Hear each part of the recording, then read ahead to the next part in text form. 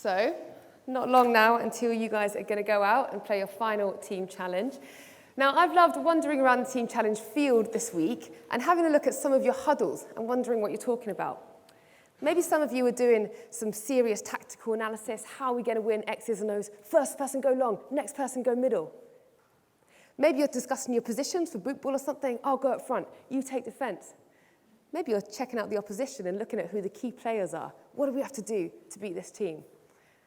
Or maybe your team leader is giving you a brilliant motivational speech, pumping you up, getting you ready to get out of there. See a few nods going on there. But I bet that none of you are saying, let's stay in this huddle. I love this huddle. Let's not go out and play the game. Let's just stay in this huddle. That would be ridiculous, wouldn't it? Because the point of a team huddle is to get you ready to go out there and play. Sports Plus is nearly over, just a couple more hours. And we've had some good times, haven't we? We've just seen the highlights of the week. Great times playing sport together, team challenge, celebration of sport last night, times in the chapel, times in your team.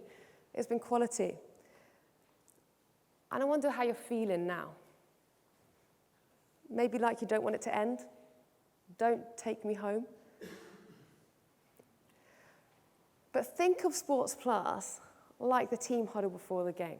We're not at Sports Plus to stay here in the huddle. No, the game's out there. It's got us ready for that. And it's nearly time for us to take everything that we've learned about Jesus to go and live for him in the world out there. What does that look like? Well, we've been looking at this today. We looked at praying this morning for our sports friends. In your team time earlier on, you'd have looked at playing for Jesus. And now we're looking at saying the good news about Jesus. Now, as I say that, I wonder how that makes you feel. Maybe you're absolutely buzzing and you're so excited and you're like, all right then, come on then, hands in, 1, 2, 3, Jesus, let's go. Or maybe you're a bit more like me and a bit more nervous about that. What would I say? What would people think of me if I talk about Jesus? Am I good enough to do that? Am I even a Christian? Well, let's dive into this verse. There's so much packed in there. And let's see what Paul says about what it looks like to say the good news of Jesus. So first thing then, say what? What are we to say? Look down in your workbooks. Paul says, let your conversation be always full of grace. If you've got a pen, why not circle or underline the word grace for us there? So what are we to say? Our speech, our chat, our words are to be full of grace. What does that mean? Well, it could mean sort of speak graciously, be kind, be polite in the way that you use your words. And that's great, that's important. But it can also mean divine grace, as in the grace of God, what we've been hearing about this week.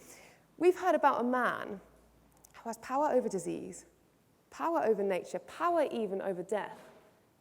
Who is this man? We've heard about a man who can solve humans' greatest issue, who has power over sin. Who is this man? We've heard about a man who willingly died on a cross as an innocent man so that you could be forgiven. Who is this man? We've heard about a man who loved you so much that he went through hell for you so that you don't have to. Who is this man? And we've heard about a man who rose from the dead, smashing death to pieces so that you don't need to fear it and so that you can live with him forever. Who is this man? Well, surely this man is the Son of God. The Son of God, full of grace, who gave us everything when we deserved nothing. That's what our chat's to be full of. That's what we're to say. You've heard it, you know it, and if you're someone who believes it and is trusting in Jesus, that you know that this is incredible news, so go say it. If you're not sure about it yet, if you haven't quite made your decision about Jesus, then can you at least see why, if this is true, we'd want to go share it? Can you see what we're trying to do here and why we're trying to do that? Just like in sport, you train before a competition. Actually, why not practice this as well? Why not, when you get home, write down how you would explain the good news about Jesus to someone in your sports club? Maybe get someone from your church or a youth leader or someone to help you out with that. And then practice it. Practice saying it. We're training sport. Why not practice this and train for this as well? There you go. Say what? Full of grace. Say how? our second thing then, we've learned what to say, but how are we to say it? Down in your workbooks, Paul says, let your conversation be full of grace and seasoned with salt. Now, that's an odd thing to say about your speech. So Nate's going to come up and we're going to have a think about what salt actually does. So I've got this pack of crisps called Salt and Shake. At the moment, they're unsalted. Nate, taste one for us. Can I have a crisp? Of course you can. Lovely. What's the verdict? They don't taste very good. All right, Very okay. average. A bit bland, maybe. Well, inside, you get this sachet of salt. These are good, these. I'm going to pour it in. Okay. It's called Salt and Shake. So then you shake the bag together. Now have a taste. More flavour, like definitely. Still not the best crisp out there. But Good, like, you can all right. definitely a big difference. More Okay, good. flavourful. Not recommending Salt and Shake then, but an improvement. What salt does is it adds flavour. Yeah. It makes you go, yeah, that tastes better. I want a little bit more of that. So if our speech is to be seasoned with salt, it means we're speaking with flavour, perhaps with enthusiasm or excitement, so that the people listening to you go, yeah, let me hear more about that. So next, just help us think more about what that looks like, right? Okay. So imagine you got home from here and you were telling someone about Sports Plus. Give us an example of what saying that in an unsalty way would sound like. Okay. I might say, it was all right. It was decent. Got a bit wet on Wednesday. Played a bit of sport. I was fairly tired. Right, okay. I mean, I'm not thrilled by that. Are you? Probably not. It's not what you wouldn't want to sign up to. Now show us what it looks like with salty speech. Sports Plus was unbelievable. I was part of a team called Uruguay. There was this guy who ate 10 Weetabix in one sitting. It was so good. We had some great songs about Suarez. It was absolutely brilliant. You like sport, Right, don't you? yeah, I do. Yeah, Oh, you'd I love love it. sport. You'd love sport. Okay, well, sign me up. Do you see the difference? When you speak with your speech seasoned with salt, with flavour, it makes a person go, right, let me hear more about that. So as we speak about Jesus, can we speak with flavour, with enthusiasm, with excitement? Now, when I say that, I don't mean speak like Nay. I mean speak like you speak, when you are enthusiastic about something, when you're excited. Now, in order to sound excited about something, it often helps to be excited about something, doesn't it? And look, here's the thing. Soon you're going to go home from Sports Plus, and you might start to feel like the buzz of Sports Plus starts to fade. You might even feel like the buzz about Jesus starts to fade in the next couple of days or weeks. So it's really great for us to remind ourselves and each other who this man is, how incredible Jesus is. And you can do that by looking back on the notes that you've made this week, reading these books of Mark that you get to take home with you, listening to some of the talks online again, reading your Bible, going to church, chatting to other Christians about it. And as you remind yourself about Jesus, let it warm your heart. Get excited about him. And then as you go and say the good news of Jesus, let that shine through. Let the joy of Jesus shine through as you do that. Say how? Seasoned with salt. Say when. Next thing then. We've got what to say and how to say it. When are we to talk about Jesus? Well, this verse tells us two things. First thing is in our everyday chat. Down in your workbooks, Paul says, let your conversation be always full of grace. Maybe you could circle conversation, maybe always here, if you like. So our general chat, everyday chat, to be full of grace, full of talking about Jesus. Now, one of the most helpful things I've heard as to what that looks like is what you can see on the screen there. Your news, my news, good news. Why don't you do that with me? Your news, my news, good news. Nice. So the way that this works, right, if you're in a conversation with a mate in your sports club, you're going to naturally ask them what their news is. What's your news? How are you doing? What have you been up to? Not, by the way, just as a tool to then get to tell them about Jesus, but because you care about them, because they're your mate in your sports club. Now, then they might ask me back, what's my news? How am I doing? And can I, as I'm saying what I've been up to, how I'm doing, in my news, can I also say something of the good news? Because if I'm a follower of Jesus, then the good news is always going to be involved in my news, because Jesus affects everything that I am and everything that I do. Come on then, Nath. Let's just show what this could look like. Okay. So let's imagine me and Nath are in the same sports club, mixed hockey club, sure. Mm-hmm. Okay, Nath, how you doing? How's your summer been so far? Well, Rosie, thanks for asking. It's been good. Yeah? What have you been up to? Nice holiday. Nice holiday with the family.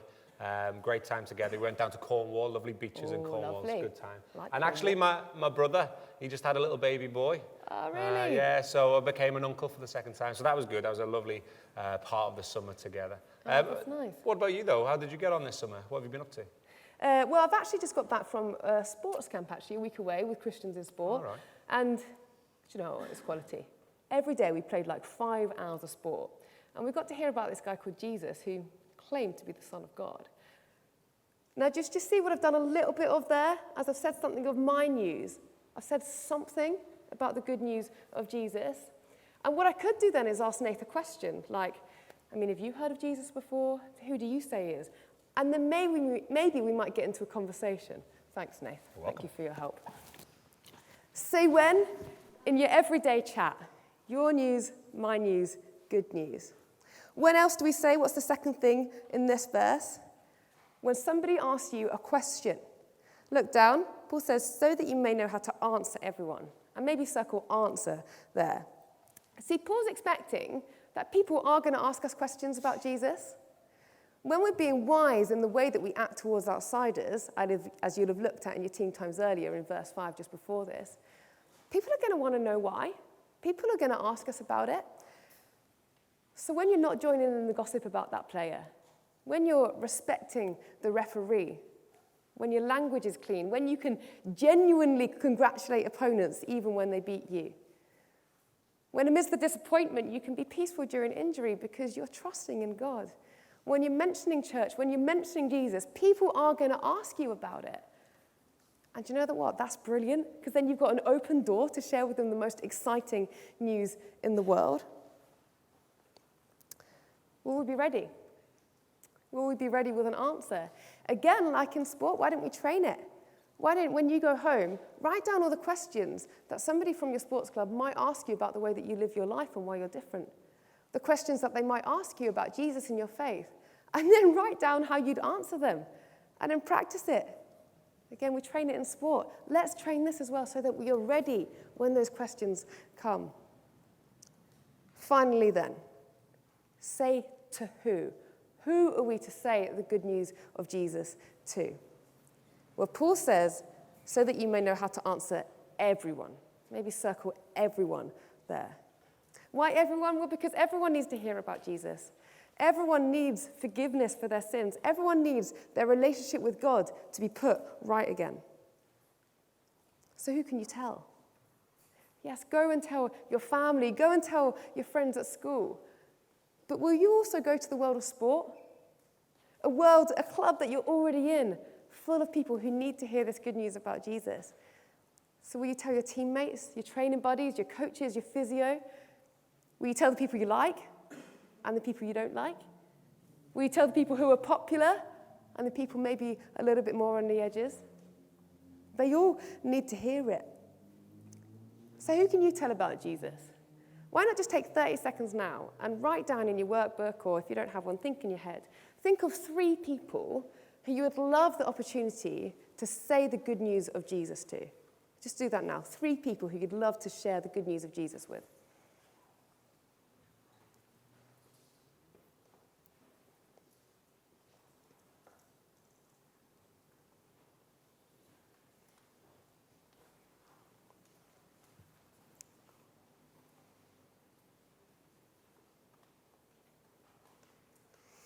And then what you can do is you can put into practice what we heard from Laura this morning and pray for those people.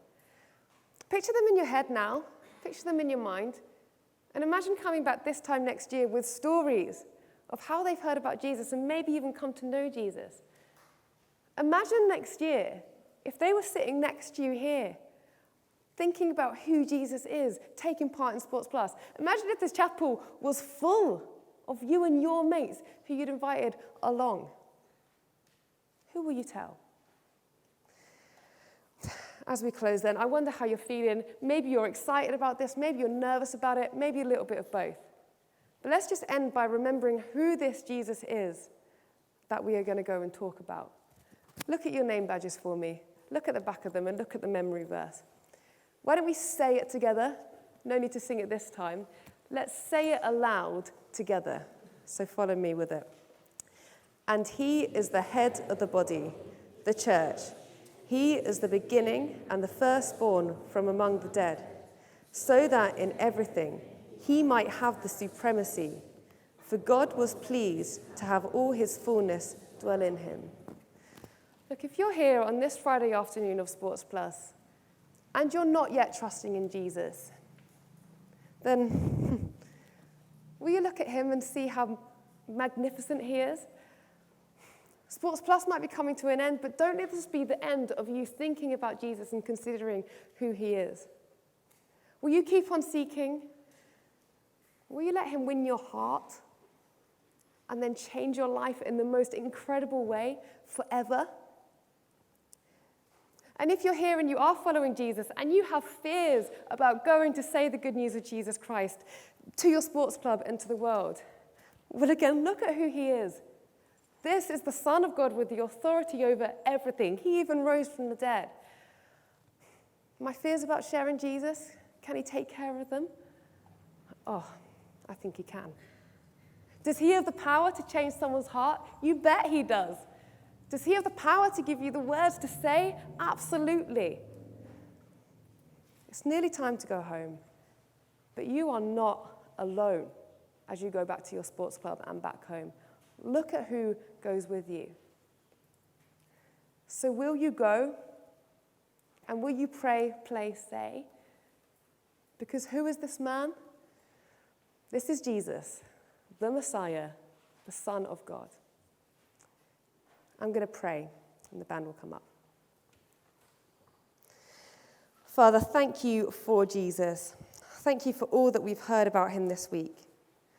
Thank you that he's so powerful, so loving, so full of grace.